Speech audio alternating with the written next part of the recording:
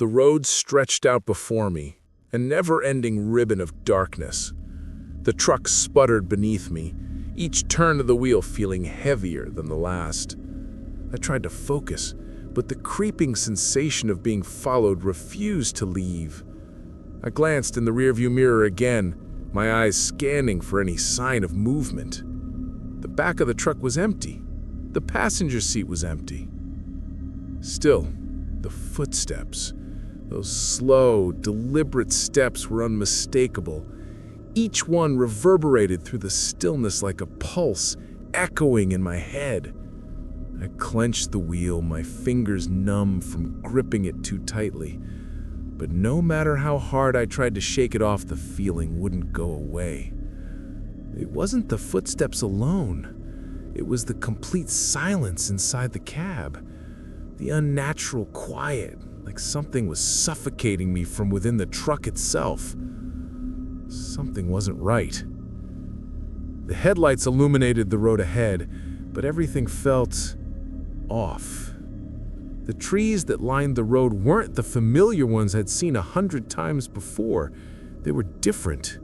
Their branches twisted and gnarled, as though they were reaching for something or someone.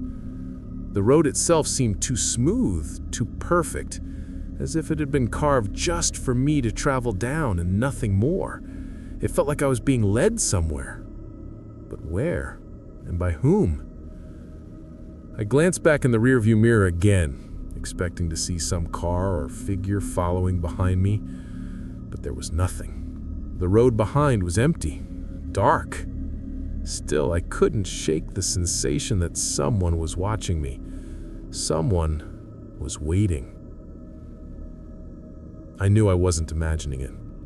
My heart pounded harder in my chest as the silence in the cab seemed to grow thicker with each passing minute. The air was colder now, so cold that I could see my breath misting in front of me. I rubbed my arms to warm up, but it didn't help. The chill seeped into my bones. The radio came to life suddenly, without warning. The static filled the truck, harsh and grating against my ears. I tried to turn the dial, but the static wouldn't stop. Then, a voice came through the noise. It was faint, barely audible, but unmistakable. My blood ran cold when I realized what it said. "Do you know what's following you?" My grip tightened on the wheel as I stared at the radio in disbelief. The voice was low, distorted, but I could tell it was directed at me. My hands trembled and I turned the dial quickly, switching it off.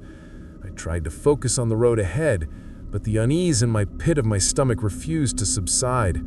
The voice was still echoing in my mind. "Do you know what's following you?"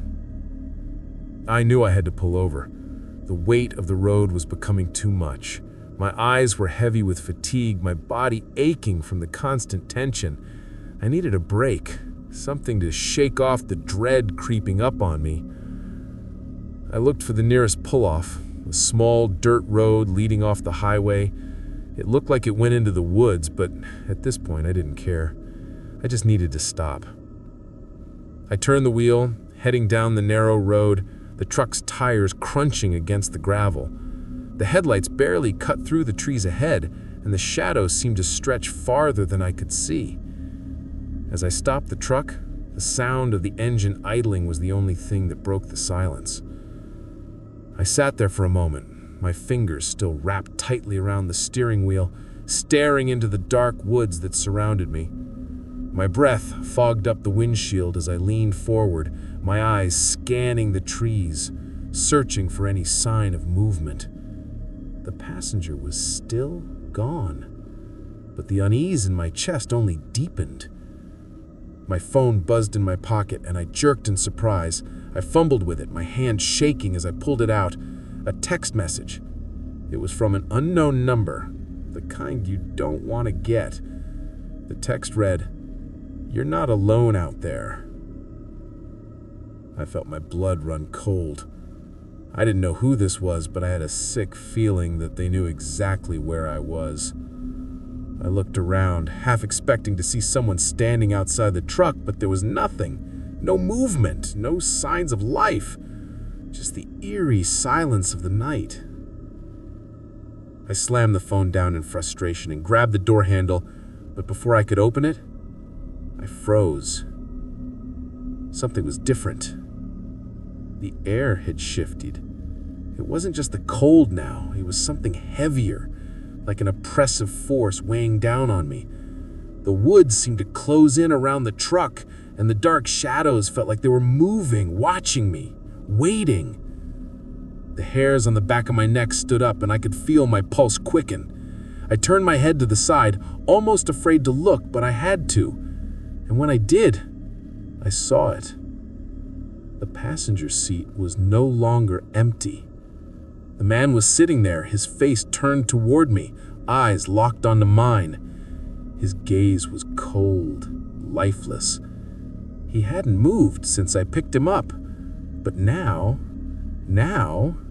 he was looking directly at me.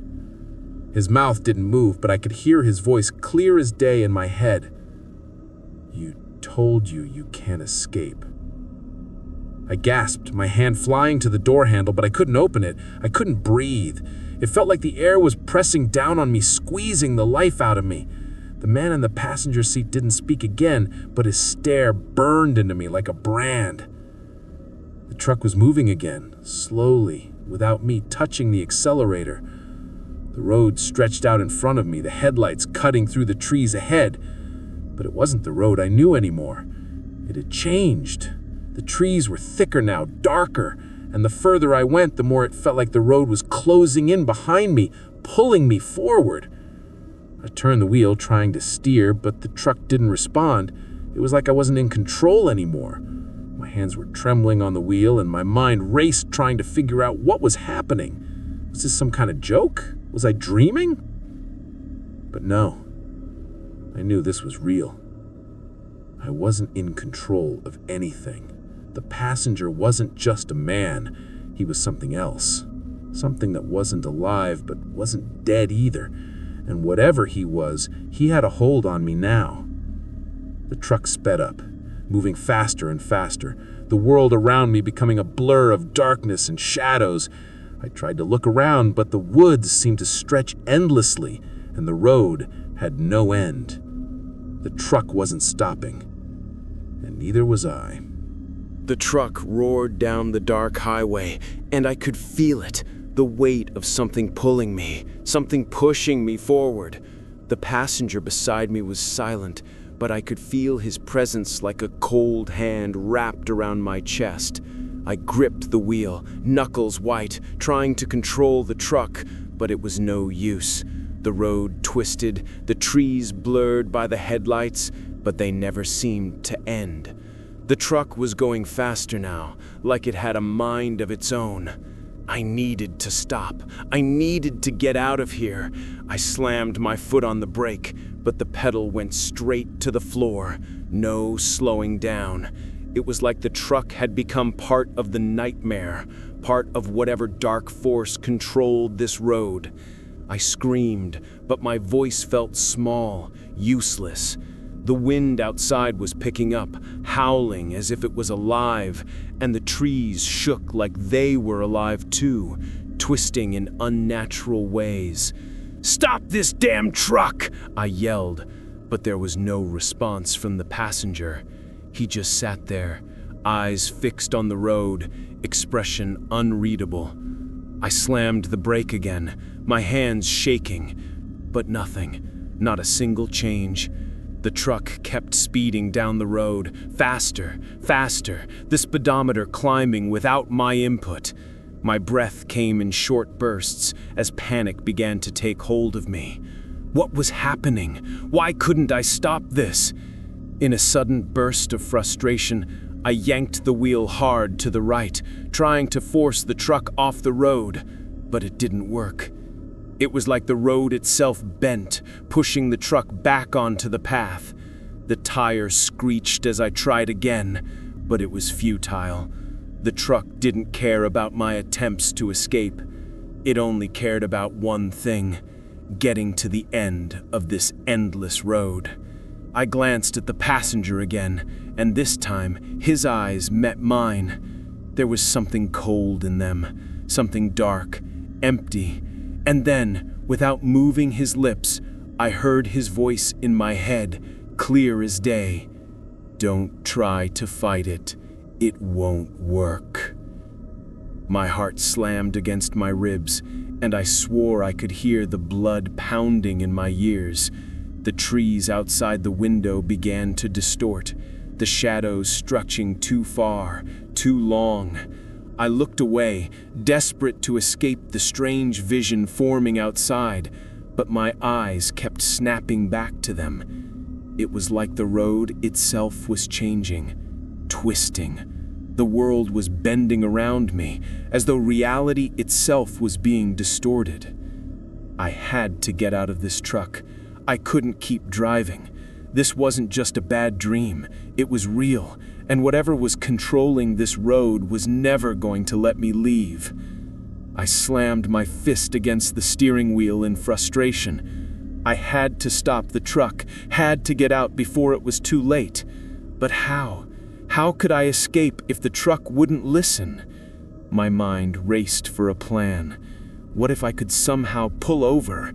What if I could just leave, walk away, leave the truck behind? But no, the doors wouldn't open. The locks were jammed, and even though I pulled and tugged, they wouldn't budge. The windows? Stuck. The seatbelt? Tight. I was trapped. I looked around frantically, my eyes darting from the door to the passenger to the windshield. My vision was starting to blur, like I was seeing the world through a fogged-up lens. There was something wrong with the air, the pressure around me, like I couldn't breathe deeply enough to calm my racing heart. And then, just as I was about to give in to the panic that clawed at my chest, something outside the truck caught my eye. A figure, just on the edge of the road, standing in the shadows. A person, or something that looked like one. I couldn't make out any details, just a silhouette, standing still, unmoving. My heart skipped a beat, and without thinking, I reached for the door handle, desperate to get out. The moment I touched the handle, I heard the voice again. But this time, it wasn't in my head. It came from the passenger seat, from the man sitting beside me, his voice low, almost mocking. "Don't go.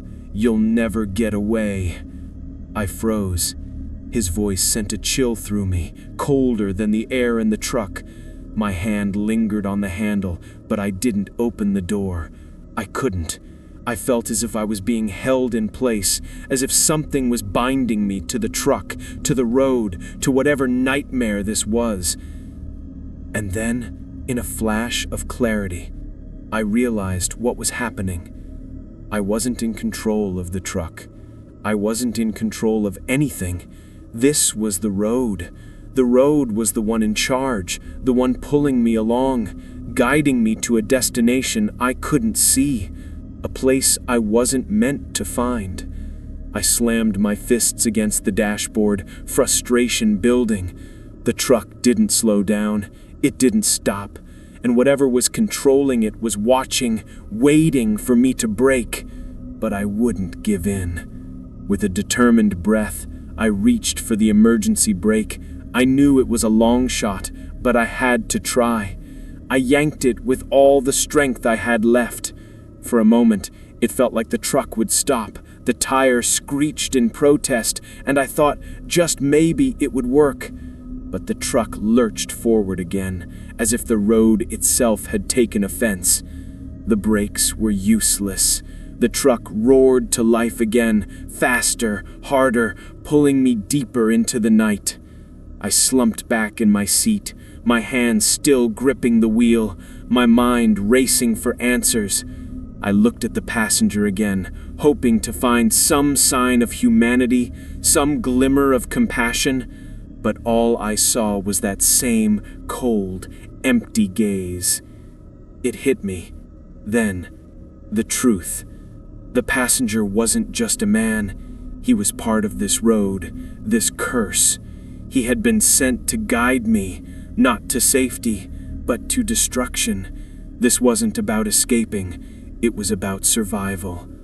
I wasn't meant to leave. No one was. And now, I was trapped in a nightmare that had no end. The world around me seemed to close in, the darkness swallowing the road, swallowing everything. My mind screamed for release, but there was none to be found. The truck kept moving, the passenger silent beside me, and the world twisting around us. I had no choice but to follow the road, to follow it wherever it led, and deep down, I knew there was no way out.